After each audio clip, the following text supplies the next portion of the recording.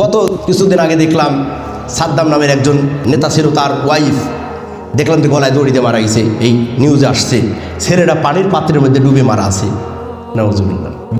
প্যারোলে মুক্তি নিয়ে উনি বাড়িতে চলে যাওয়ার পরে কবর সে কথা বলছে আর বলছে, আইরে কি জীবনে করলাম, যে নেতার গায়ে কোনো টাচ করতে দিইনি, বডিগার্ড হিসাবে ছিলাম, সেই নেতা আজকে পালিয়ে চলে গেছে আর আমার জীবন কাটছে জেলখানায়। আমাকে যখন অ্যারেস্ট করে তখন অনেক যোগাযোগ করা হয়, কিন্তু আমার নেতা কোনোদিন ফোন ধরে নাই। বাস্তবতা বুঝলেন? এটা বাস্তবতা বোঝার জন্য আমি বলতেছি, এই এক্সাম্পলগুলো দিচ্ছি। আল্লাহর মতো দয়ালু কেউ নাই। আপনার নেতা আপনার কাছ থেকে সুবিধা নেবে, নিয়ে আপনাকে ফাঁসিতে ঝোলাবে, সে পলাবে। আপনার কাছ থেকে যদি সুযোগ সুবিধা না পায়, ওই নেতা আপনার কথাও ধরবে না। কিন্তু আল্লাহ পাক কত দয়ালু, ওই সময়টা আল্লাহ রাস্তায় দেন, ওই সময়টা আল্লাহর পথে ব্যয় করুন। আপনি যতই বিপদে পড়েন আল্লাহ আপনাকে সাহায্য করবে ইনশাআল্লাহ।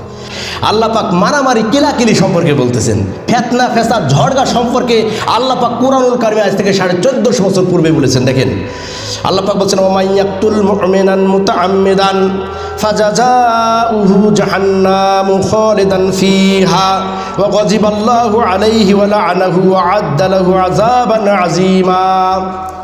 আল্লাহ পাক বলছেন, মাইয়াকতুল মুমিনান মুতাআম্মিদান, যে ব্যক্তি স্বেচ্ছায় কোনো মুমিনকে কতল করে দেবে, হত্যা করবে, ইচ্ছায় একটা মুমিনকে হত্যা করে দেবে, ফাজাযাউহু জাহান্নামু খালিদান ফিহা, একজন কোন মুমিনকে যদি কেউ ইচ্ছায় স্বইচ্ছায় যদি হত্যা করে, আল্লাহ পাক বলছেন তার জায়গা হলো চিরস্থায়ী জাহান্নাম। বলে নাউজুবিল্লাহ।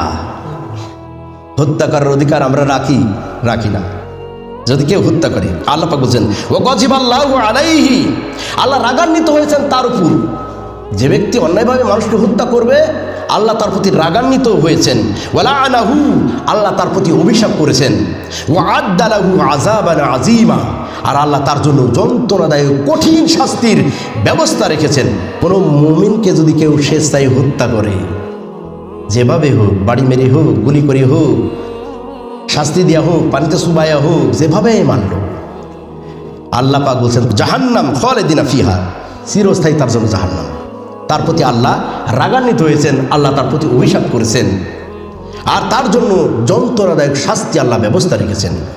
পরে আল্লাহ পাক বলছেন, মান কতালা নাফসান বিগাইরি নাফসিন আও ফাসাদিন ফিল আরদি ফাকান্নামা কতালান নাস জামিয়া, কেউ যদি অন্যায়ভাবে কোনো মানুষকে যদি হত্যা করে, অথবা যদি পৃথিবীতে বিপর্যয় সৃষ্টি করে, ফেতনা ফেসাদ সৃষ্টি করে, সেজন্য সারা পৃথিবীর মানুষকেই হত্যা করলো।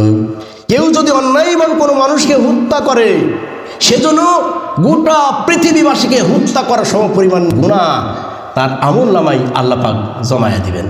আল্লাহ বলছেন আউ ফাসাদিন ফিল আরদ, জমিনে এমনি ফেসাদ সৃষ্টি করা, এমনি ফেসাদ। আমার রক্ত গরম, বংশ গরম, অর্থ আছে, দল শক্তিশালী, আমার অর্থনৈতিক দিক দিয়ে আমি শক্তিশালী, মারো ধরো, ফাসাদা নাও ফাসাদান ফিল আরদ, জমিনে ফেসাদ সৃষ্টি করা, অহেতুক দ্বন্দ্ব সৃষ্টি করা। আল্লাহ পাক বলছেন এত জঘন্য কাজ, সেজন্য একজন মানুষকে অন্যায়ভাবে হত্যা করলে, অথবা কেউ যদি দুনিয়ায় জমিনে ফেসাদ সৃষ্টি করার চেষ্টা করে, ফেসাদ সৃষ্টি করলে, সেজন্য গোটা পৃথিবীর মানুষকে হত্যা করল। আপনাকে আমাকে লক্ষ্য স্থির করতে হবে আগে। জান্নাত যদি লক্ষ্য হয়, আপনার আমার কাজ যদি উদ্দেশ্য হয় আল্লাহর সন্তুষ্টি, আল্লাহর জান্নাতের, নবীকে রাজি খুশি করার, তাহলে ফেতনা ফেসাদ থেকে দূরে থাকতে হবে, মারামারি থেকে দূরে থাকতে হবে। এই ক্ষমতা চিরস্থায়ী নয়। প্রচুর নেতা গেল আইলো, প্রচুর এমপি মন্ত্রী গেল আইলো, ফেরাউনের মতো রাজা বাদশা গেল আইলো, কোনোদিনও ভাবে নাই ফেরাউন আমার রাজদরবার শূন্য হয়ে যাবে, আমাকে নদীর নীল দরিয়ার তল দেশে আমাকে মুক্ত হবে এবং আমার জন্য আল্লাহর জমিন হারাম করে দিবেন। এটা কখনোই ভাবিছিল না। তিনি বলেছিল আনা রব্বুকুমুল আলা, যত রব রয়েছে আমি শ্রেষ্ঠ রব। নাউজুবিল্লাহি মিন যালিক। আল্লাহ লোনা পানি খাওয়ায় দিয়া ওরে কিয়ামত পর্যন্ত বলেন আল ইয়াউমা নুনাজ্জিকুম বিবাদানিকা। আল্লাহ বলছেন জমিনের জন্য, বলছেন জমিন, ফেরাউনের লাশটা জমিনের জন্য হারাম করে দিলেন, ফেরাউনের লাশটাকে জমিনের জন্য, পোকামাকড়ের জন্য হারাম করে দিলেন, বিশ্ববাসীর জন্য আল্লাহ ওকে রাখলেন। ক্ষমতা চিরস্থায়ী না। এই ক্ষমতার জন্য আমার ভাইয়ের মাথায় বাড়ি মারেন না। কাকে মারছেন, কে মরছে, এতই মানে স্পৃহা, এতই মানে আমাদের ক্ষমতার লোভ। সামনে যে আসছে কতটা লাশ দিয়ে দেখতে হবে। কয়েকদিন আগে শেরপুরে দেখলাম বসাকে কেন্দ্র করে নিয়ে চত্থাপ্পড় মারতে পারেন, আদর্শ দিতে পারেন, শিক্ষা দিতে পারেন, ইট পাটকেল দিয়ে মাথা থেতলিয়ে দিয়া জীবন একার শেষ করে দিলেন, সাথে সাথে জীবন শেষ। কি রাজনীতি এগুলো? হায়ানা রাজনীতি। এগুলো করবেন না। কাকে মারছেন ভাই? আমার জীবনটা এভাবে চলে যেতে পারে। আমি যদি কাউকে অন্যায়ভাবে মারি, আমার জীবনটা কেউ না কেউ এভাবে নিতে পারেন, কারণ আল্লাহর হিসাব আছে। এই জন্য বলবো, সামনে ভোট আসছে, আপনারা দেন, আপনারা আপনার পছন্দ মতো প্রার্থীকে দেন। আপনারা দেখুন যে একে দিলে আমার উন্নয়ন হবে, একে দিলে আমার ক্ষতি হবে না, আমার জানমালের ক্ষতি নাই, আমার ইজ্জতের ক্ষতি নাই, আমার ইসলামের ক্ষতি নাই।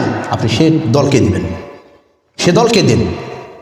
এগুলো চেষ্টা করি, এগুলো নিয়ে কাড়াকাড়ি মারামারি না, কিন্তু এগুলো নিয়ে আমার ভাইয়ের মধ্যে কোনো ফাটাফাটি লাটালাটি পছন্দ করি না। কয়েকদিন আগে এই সাদাকে কেন্দ্র করে নিয়ে একটা ভাইকে 7-8 জন হায়ানা এমনভাবে পাথর দেওয়া মাথা থেতলি করেছে, মারা গেছে ভাই, মারা গেছে।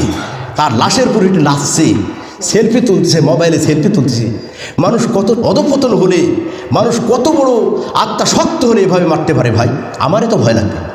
একটা মানুষকে একটা কথা বলে সেদিন আমার ঘুম হয় না, যে কেন এর সাথে একটু বড় কথা হইল। আমারই মনে হয় ভুল, আমারই মনে হয় রং। একটু চলেন, সামনে রমজান আসছে, নিজের আত্মাকে শুদ্ধি করেন।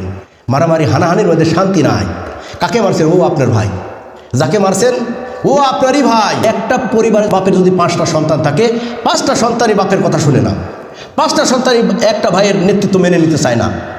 এটা যেমন ঠিক, এখন ভোট, উন্মুক্ত ভোট, একজন দাঁড়াতেই পারে, আপনি বলতে পারবেন না আমার খৈলি না, তুমি এসো না। দেখলাম একজন ব্যক্তি ভোট চাইতে গেছে, একটা মহিলা তার পিঠের উপর লাত্তি মেরে, পেটের উপর লাত্তি মেরে, শুনছি সে গর্ভধারিণী। এরকম করা যাবে না, তার অধিকার আছে। আপনার ভালোবাসা দিয়ে আপনি প্রয়োজনে তাকে টেনে নেন, এটা করতে যাবেন না। সামনে আসছে, আমি অনুরোধ করব যারা আপনার আমার মুসল্লি, এবং এই কথাগুলো রেকর্ড হবে, এই কথাগুলো বিভিন্ন জায়গাতে চলে যাবে, আমি অনুনয় বিনয় করব, এই ভোটকে কেন্দ্র করে নিজের শক্তিকে প্রয়োগ করার চেষ্টা করবেন না। সদা সর্বদাই চেষ্টা করবেন ন্যায় পথে থাকার। ন্যায়ভাবে যদি আপনি চলে যেতে পারেন, আপনার জন্য সোয়াব পরকালে আছে ইনশাআল্লাহ। ভোট যদি আপনারা প্রয়োজন লাগে, পছন্দের প্রার্থী আপনারা দিবেন। তবে বিশেষ করে আমরা বিগত সালগুলোতে দেখেছি বা বর্তমানেও দেখছি, আপনি নেতা নির্বাচন করবেন এমন নেতা যার দ্বারা শান্তি আসবে। বিশেষ করে ভোটের একটা ব্যবস্থা করেছি। ভোটটা অনেকে আমরা বুঝি না। ভোটটা আমি 2টা কথা বোঝাবো। একটা সরকার, সে যতই শক্তিশালী হোক, সে এক আধারে 2 ট্রামের বেশি সে আর থাকতে পারবে না। ভোটের হলো এই একটা কাজ। স্বৈরাচার হবে 15 বছর 20 বছর আপনি চালাবেন, এভাবে আপনি চালাতে পারবেন না। আর দ্বিতীয় নম্বর কথা, রাষ্ট্রপতি যদি ইচ্ছা করে একজনকে ক্ষমা করে দিতে পারে। ভোট যদি আপনি দেন, রাষ্ট্রপতির বাপের ক্ষমতা নাই যে একজন স্মাগলারকে, হত্যাকারীকে, এরকম মানে সুরের আসামিকে রাষ্ট্রপতি ক্ষমা করে দিতে পারবে না। ভোটে আরও কিছু রয়েছে, জনগণের রায়ের মতামত আছে। আপনারা যে যে দলকেই দিবেন, আপনারা দেখে শুনে দিবেন। ভোটটা অবশ্যই দিবেন যাতে করে ইসলামের একটু খেদমত হয়। তারা ইসলামের বিরুদ্ধে চলে যাবে, আমরা তাদের আনুগত্য করতে চাবো না। যে দলই আসুক, যাদের মধ্যে ইসলামের কথা আছে, সে দলকে আমরা সাপোর্ট করবো, আপত্তি নাই। সে যে দলই হোক, ইসলামের কথা বললে আমরা সেটা মেনে নেব, চোখ বন্ধ করি। অবশ্যই এটা নিয়ে মারামারি কাটাকাটি না। আল্লাহ পাক আপনাকে আমাকে বোঝার তৌফিক দান করুক। আল্লাহুম্মা আমিন।